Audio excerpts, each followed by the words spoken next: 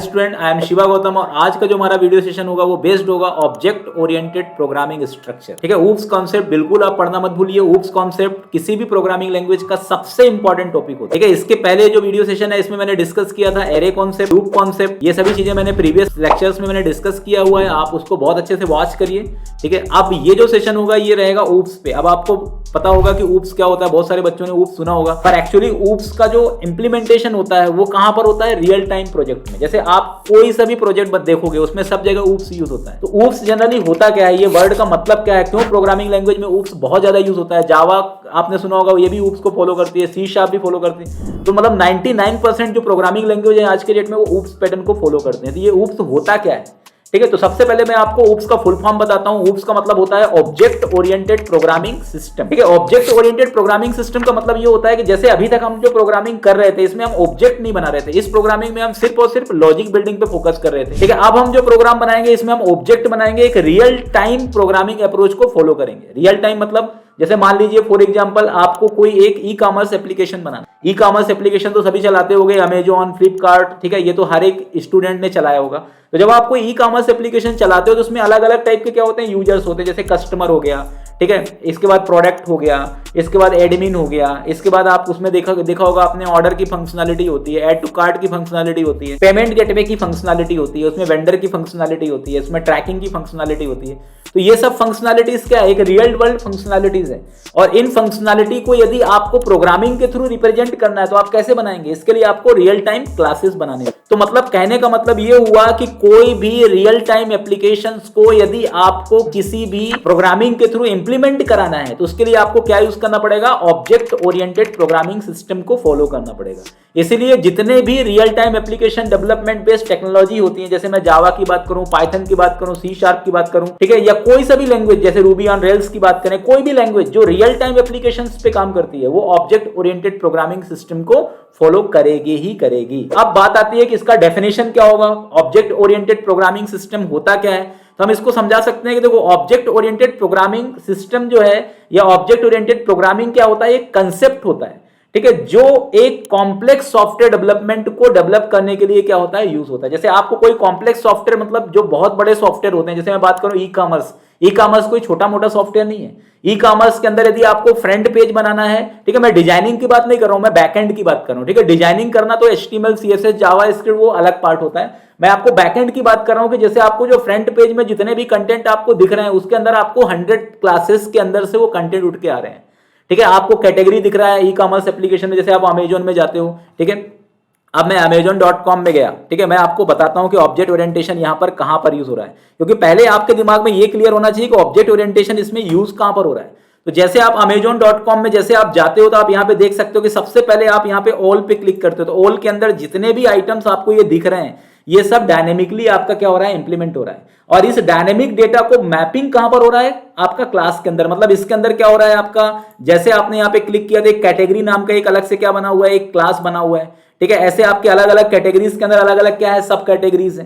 ठीक है, ये सब क्या हो गया, कैटेगरी हो गया, इस कैटेगरी के रेस्पेक्ट में क्या है, सब कैटेगरी। ये जो सर्च आप कर रहे हो ये सर्च भी एक क्लास के अंदर ही क्या है, डिफाइंड किया गया है। ठीक है, एड टू कार्ट का जो ऑप्शन इसके अंदर दिखा हुआ है, ठीक है, यहां पर जो फिल्टर का ऑप्शन जो दिया हुआ है, ठीक है, इसके अंदर आप जितने भी इमेजेस पे क्लिक कर रहे हो उस इमेजेस के पीछे क्या है, आपका एक क्लास बना हुआ है जो बैकएंड से इस डेटा को आपको फेच करा करके यहां पर क्या कर रहा है, फ्रंट एंड पे रिप्रेजेंट कर रहा है। तो मतलब इसका मतलब कहने का मतलब यह है कि कोई सा भी complex real time business logic यदि आपको इंप्लीमेंट करना है तो आपको ऑब्जेक्ट ओरिएंटेड प्रोग्रामिंग स्ट्रक्चर का यूज करना पड़ेगा, ऑब्जेक्ट ओरिएंटेड प्रोग्रामिंग सिस्टम का यूज करना पड़ेगा। ओके, तो ये इसका इंप्लीमेंटेशन है। अब मैं ये जो आपका पूरा का पूरा जो सेशन होगा इसके बारे में आपको ऑब्जेक्ट ओरिएंटेड प्रोग्रामिंग सिस्टम के एक एक फीचर्स डिस्कस करने वाला हूं। मतलब आप मेरा वीडियो पूरा देखिए, आप ऑब्जेक्ट ओरिएंटेड प्रोग्रामिंग स्ट्रक्चर के अंदर बहुत सारा आपको परफेक्शन मिलेगा। अब मैं आपको कुछ जगह ऑब्जेक्ट ओरिएंटेड प्रोग्रामिंग सिस्टम बोल रहा हूं, कुछ जगह ऑब्जेक्ट ओरिएंटेड प्रोग्रामिंग स्ट्रक्चर बोल रहा हूं, कुछ जगह ऑब्जेक्ट ओरिएंटेड प्रोग्रामिंग बोल रहा हूं। तो ये तीनों चीजें एक ही है। यदि ऑब्जेक्ट ओरिएंटेड प्रोग्रामिंग की बात करें तो ऊप बोलते हैं इसको, OOP, और यदि अपन ऑब्जेक्ट ओरिएंटेड प्रोग्रामिंग स्ट्रक्चर की बात करें तो जो S होता है ऊप्स में, ठीक है, अपन ऊप्स कैसे लिखते हैं, OOP और S, ठीक है। तो यहां पर जो आपका OOPS है तो इस पहले वाले O का मतलब क्या है, ऑब्जेक्ट, इस दूसरे वाले O का मतलब क्या है, ओरिएंटेड, इस P का मतलब क्या है, प्रोग्रामिंग, और इस S का मतलब क्या है, कुछ जगह आपको स्ट्रक्चर भी मिलेगा और कुछ जगह हम इसको सिस्टम भी बोलते हैं, तो दोनों बात एक ही है, ठीक है।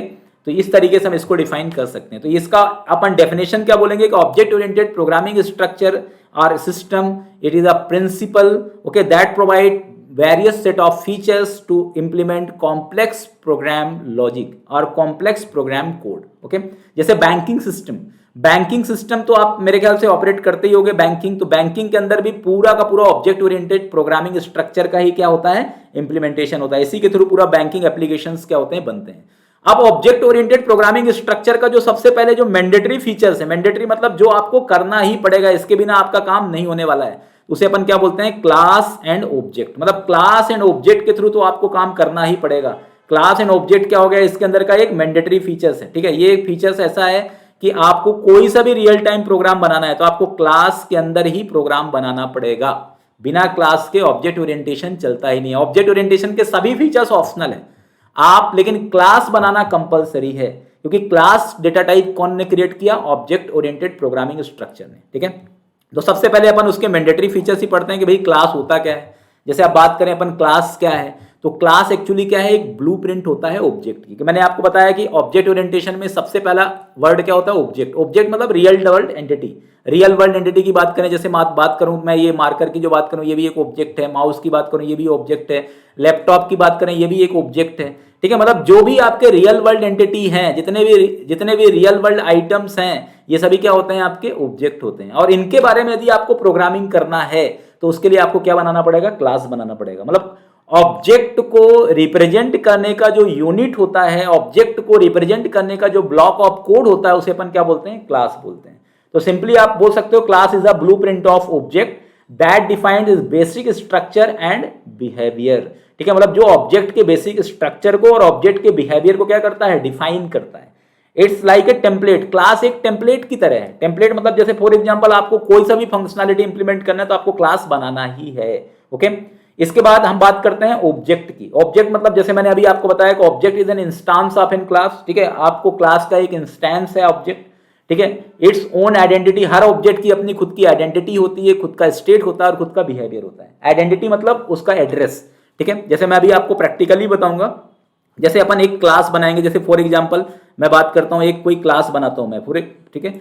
अब उस क्लास को यदि आपको बनाना है तो आप किस तरीके से बनाएंगे, उसको ऑब्जेक्ट कैसे बनाएंगे। जैसे मान लो मेरे पास एक रियल टाइम प्रॉब्लम है कि मुझे किसी भी स्टूडेंट की इंफॉर्मेशन को क्या करना है, कंटेन कराना है, ठीक है। I want to contain the student information, ठीक है। तो मुझे स्टूडेंट की इंफॉर्मेशन को यदि कंटेन कराना है तो उसके लिए क्या करना पड़ेगा, मुझे क्लास बनाना पड़ेगा। तो कैसे हम बनाएंगे क्लास, ठीक है, ये चीजें अपन देखते हैं, how to create the class, ठीक है। तो क्लास बनाने के लिए सबसे पहले मुझे क्या करना पड़ेगा, देखो सिंपल, मैं यहाँ पे क्या लिखूंगा, एक क्लास बनाऊंगा।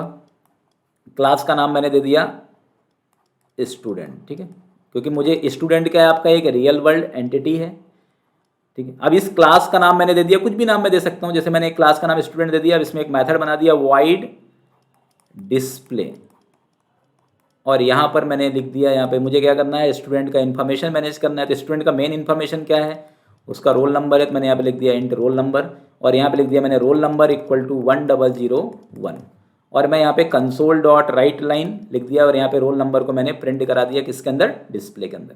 अब इस क्लास को क्या करना है, मुझे यूज करना है। तो मुझे क्या करना पड़ेगा, इस क्लास को यूज करने के लिए मुझे क्या करना पड़ेगा, इसके अंदर मुझे क्या बनाना पड़ेगा, इसका ऑब्जेक्ट बनाना पड़ेगा।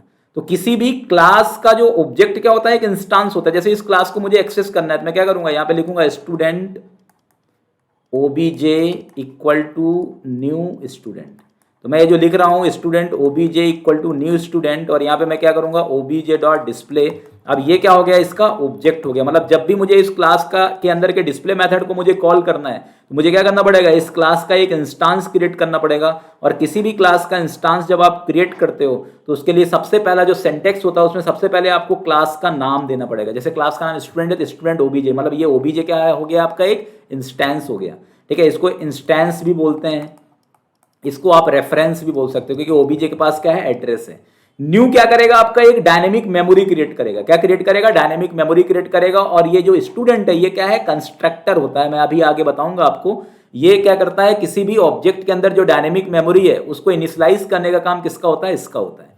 अब जैसे मैं ओबीजे डॉट डिस्प्ले करूंगा तो डिस्प्ले के अंदर जो रोल नंबर 1001 है ये आपका क्या हो जाएगा, इस ओबीजे मेमोरी में आपका पूरा का पूरा डेटा क्या करेगा, रोल नंबर का स्टोर कर देगा। इसके बाद मैंने क्या करा, इसको प्रिंट करा। तो मतलब इससे ये फायदा हुआ कि पहले देखो ऑब्जेक्ट बनाने से फायदा क्या हुआ कि आपका डायनेमिक क्या बन रहा है, एक मेमोरी बन रहा है। जैसे मान लो कोई एक स्टूडेंट तो होगा नहीं, अब आपके बहुत सारे स्टूडेंट, जैसे मैं अभी एक स्टूडेंट की इन्फॉर्मेशन स्टोर किया तो मैंने एक ऑब्जेक्ट बना दिया, ऐसे मैं दूसरे स्टूडेंट के लिए दूसरा ऑब्जेक्ट बना दूंगा, ऐसे मैं तीसरे स्टूडेंट के लिए तीसरा ऑब्जेक्ट बना दूंगा, ऐसे चौथे स्टूडेंट के लिए चौथा ऑब्जेक्ट बना दूंगा। तो मतलब एक क्लास के अंदर आप बहुत सारे अलग अलग क्या बना सकते हो, उसके इंस्टेंस बना सकते हो, और इंस्टेंस बनाने को ही क्या बोलते हैं, ऑब्जेक्ट बोलते हैं। और ऑब्जेक्ट के अंदर तीन चीजें होती है, मैंने अभी बताया, उसकी आइडेंटिटी, तो ओबीजे क्या हो गया, उसकी आइडेंटिटी एड्रेस है। दूसरा क्या है, ऑब्जेक्ट का क्या होगा, स्टेट होगा। स्टेट मतलब उसके अंदर वो जगह ऑक्यूपाई करेगा, ठीक है, उसके अंदर की मेमोरी होगी। तो ऑब्जेक्ट की मेमोरी कौन क्रिएट करता है, न्यू। न्यू एक्चुअली क्या होता है, ये कीवर्ड होता है जो किसी भी ऑब्जेक्ट की मेमोरी क्रिएट करता है। और यहां पर तीसरा क्या है, ऑब्जेक्ट के अंदर बिहेवियर होता है। बिहेवियर मतलब कॉलिंग, जैसे यहाँ पे अपन ऑब्जेक्ट में क्या कर रहे हैं, कॉल एक्सेस कर रहे हैं, किसको एक्सेस कर रहे हैं, मैथड के अंदर के इंटरनल फंक्शनैलिटी को। तो ये ऑब्जेक्ट के अंदर का बिहेवियर क्या है, it contain the internal functionality of method, ठीक है। तो इस तरीके से आप क्लास और ऑब्जेक्ट को समझ सकते हो, ठीक है। बहुत सारे बच्चों को यही डाउट होता है कि क्लास क्या होता है, ऑब्जेक्ट क्या है। तो क्लास एक्चुअली क्या है, देखो आप पहले क्लास बनाओगे कि पहले ऑब्जेक्ट, आपके दिमाग में पहले ऑब्जेक्ट आएगा कि पहले क्लास आएगा, तो पहले आपके दिमाग में ऑब्जेक्ट आएगा, क्योंकि ऑब्जेक्ट को ही आपको डिफाइन करना है किसके अंदर, क्लास के अंदर, ठीक है। तो इसमें इसी ध्यान रखना, देखो दो टाइप के ऑब्जेक्ट है, एक इंस्टेंस ऑब्जेक्ट जो क्लास का इंटरनल कंपोनेंट होता है, और एक ऑब्जेक्ट की बात कर रहे हैं अपन रियल टाइम ऑब्जेक्ट की, जिसके लिए अपन क्या बनाते हैं, क्लास बनाते हैं। जैसे स्टूडेंट क्या हो गया आपका, एक रियल टाइम ऑब्जेक्ट हो गया, इसके लिए हमने स्टूडेंट नाम का क्लास बनाया, और इसके लिए फिर अपन इसको एक्सेस करना है तो उसके लिए क्या करेंगे, ऑब्जेक्ट इंस्टांस का यूज करेंगे और उसको रिप्रेजेंट करेंगे। तो आप इसको ऑब्जेक्ट इंस्टांस बोलो तो वो ज्यादा बेटर है, ठीक है। इससे आपको दोनों में डिफरेंस समझ में आ जाएगा, ठीक है। तो इसको हम प्रैक्टिकली भी करके देखते हैं तो ज्यादा अच्छे से क्लियर होगा। तो इसके लिए देखो मैं आपको एक रियल टाइम एग्जाम्पल से बताता हूं। यहां पर मैं गया, यहां पर एक क्लास बनाया, मैं ऐड में गया, न्यू आइटम में गया, यहां पर मैं क्या बनाऊंगा, एक क्लास क्रिएट करूंगा, I will create the class, okay, click on new item. Class का नाम दे दिया मैंने स्टूडेंट डॉट cs नाम दे दिया। This class has been created, ठीक है। अब मैं थोड़ा सा एक प्रोफेशनल प्रोग्राम बताता हूं। जैसे मैंने एक एक्सेप्ट नाम से मेथड बनाया यहाँ पे, ठीक है। मेथड को आप C# के अंदर प्रॉपर केस में लिख सकते हो। इसमें मैंने दो अलग अलग पैरामीटर लिखे। देखो क्लास के अंदर एक स्टैंडर्ड अप्रोच फॉलो कर रहा हूँ मैं यहाँ पे। जब भी आप कोई भी डेटा मेंबर्स आप डिक्लेयर करो, इसको वेरिएबल या डेटा मेंबर बोलते हैं, इसको आप प्राइवेट डिक्लेयर करिए, ठीक है। इसके बाद प्राइवेट स्ट्रिंग मैंने यहाँ पे क्या ले लिया, एस नेम, ठीक है। After that int roll number, string यहाँ पे जाएगा एस नेम, ठीक है। इस तरीके से मैंने यहाँ पे लिखा this dot roll number equal to roll number, this dot S name equal to S name. तो ये आपका इनिशियलाइजेशन हो गया।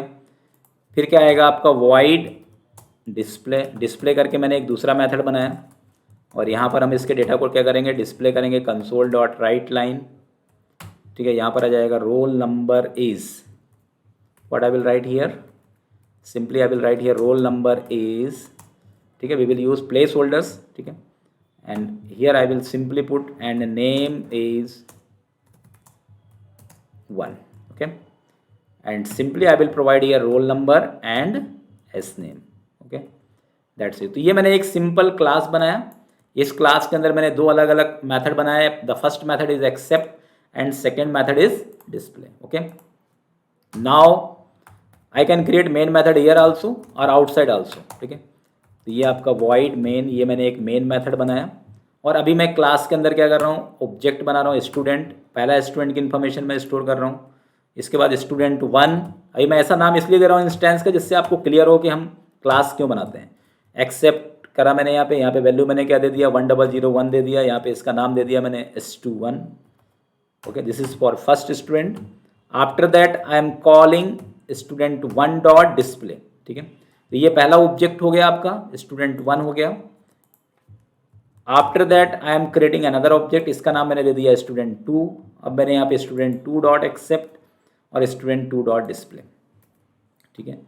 यहाँ पर आप ये समझ सकते होंगे, यहाँ पे stu2 मैंने दे दिया इसका है। अब आप यहाँ पे देखिए कि मैंने एक रियल टाइम क्लास बनाया स्टूडेंट, और इसके अंदर मैंने दो अलग अलग ऑब्जेक्ट बनाया। पहले ऑब्जेक्ट का नाम क्या है, एड्रेस क्या है, स्टूडेंट 1, और दूसरे का क्या है, स्टूडेंट 2। अब इन दोनों ऑब्जेक्ट का जो मेमोरी आपका क्रिएट होगा वो कैसे क्रिएट होगा, डायनेमिक मेमोरी क्रिएट होगा, ठीक है, मतलब स्टूडेंट 1 का पूरा इन्फॉर्मेशन अपना सेपरेट होगा और स्टूडेंट 2 का इन्फॉर्मेशन सेपरेट होगा। तो आप यही समझिए कि जब भी आप कोई भी रियल टाइम सॉफ्टवेयर चलाते हैं, तो जैसे फॉर एग्जांपल आपको पता होना चाहिए कि देखो ब्राउजर्स में कुछ नहीं होता, ब्राउजर तो सिर्फ एक रेप्लिका है, पूरा कोड कहाँ पे होता है, सर्वर पे होता है। तो जब आप रिक्वेस्ट करते हैं तो आपका जो सर्वर है वो क्या है, एक ही है, लेकिन जो यूजर रिक्वेस्ट करेगा वो उसके डेटा को क्या करता है, एक सेपरेट ऑब्जेक्ट में मैनेज करता है। मैं यदि अमेजोन के अंदर एड टू कार्ट की फंक्शनैलिटी ऐड करूंगा तो मेरा कार्ट वो अलग बनाएगा, आपका कार्ट अलग बनाएगा, आपके फ्रेंड का कार्ट अलग बनाएगा। तो एड टू कार्ट में तीनों यूजर्स के कार्ट क्या हो रहे हैं, अलग अलग बन रहे हैं, मतलब 3 अलग अलग ऑब्जेक्ट क्या बन रहे हैं, सेपरेट बन रहे हैं। अब यदि ऑब्जेक्ट ओरिएंटेड प्रोग्रामिंग नहीं होता तो एक ही मेमोरी स्पेस होता। अब 3 यूजर यदि एड टू कार्ट करते तो जो आखिरी वाला यूजर का कार्ट का प्रोडक्ट है वो सभी को क्या हो जाता है, डिलीवर हो जाता है। तो मतलब यदि आप चाहते हो कि हर पर्सन का अपना एक इंडिविजुअल मेमोरी क्रिएट हो, इंडिविजुअल मेमोरी मैनेजमेंट हो, इंडिविजुअल इंस्टांस क्रिएट हो, तो उसके लिए आपको ऑब्जेक्ट ओरिएंटेड प्रोग्रामिंग का यूज करना पड़ेगा और इसी को बोलते हैं डायनेमिक बिहेवियर। तो मतलब 100 की सीधी बात यह है कि यदि आप अपने प्रोग्राम में डायनेमिक बिहेवियर इंप्लीमेंट करना चाहते हैं, आप अपने प्रोग्राम में हर डेटा को इंडिविजुअल मेमोरी में रखना चाहते हैं, आप अपने डेटा के अंदर की सेफ्टी चाहते हैं, ठीक है, आप अपने डेटा के अंदर किसी भी टाइप का कोई कॉन्करेंस प्रॉब्लम नहीं चाहते हैं, तो आपको ऑब्जेक्ट ओरिएंटेड पैराडिज्म को फॉलो करना पड़ेगा, ऑब्जेक्ट ओरिएंटेड कंसेप्ट को फॉलो करना पड़ेगा। ठीक है, तो इस प्रोग्राम के अंदर मैंने आपको क्लास कैसे बनाते हैं और ऑब्जेक्ट कैसे बनाते हैं ये बताया। ठीक है, इसको हम चला के भी देखते हैं। Now we go on properties. After that startup object, जैसे मैंने आपको बताया था कि एक से ज़्यादा प्रोग्राम यदि आप विजुअल स्टूडियो में चलाते हैं तो आपको स्टार्टअप ऑब्जेक्ट का इंप्लीमेंटेशन करना पड़ता है। अब मैंने इसको बिल्ड किया, जैसे मैं इसको बिल्ड करूंगा, now I will build started and now I will execute this program. तो यहाँ पर आप देख सकते हो जैसे मैं एग्जीक्यूट करूंगा तो यहाँ पर role number is 1001 and name is STU1, role number is 1002 and name is STU2, मतलब दोनों स्टूडेंट की इन्फॉर्मेशन क्या है, सेपरेट यहाँ पर क्या हो रही है, डिस्प्ले हो रही है। ठीक है, तो ये मैं आपको इस प्रोग्राम के अंदर आपको बताया कि किस तरीके से हम किसी भी पर्टिकुलर प्रोग्राम के अंदर क्लास बना सकते हैं और किस तरीके से हम ऑब्जेक्ट बना सकते हैं और क्लास और ऑब्जेक्ट जनरली होता क्या है। Okay, thanks for this session.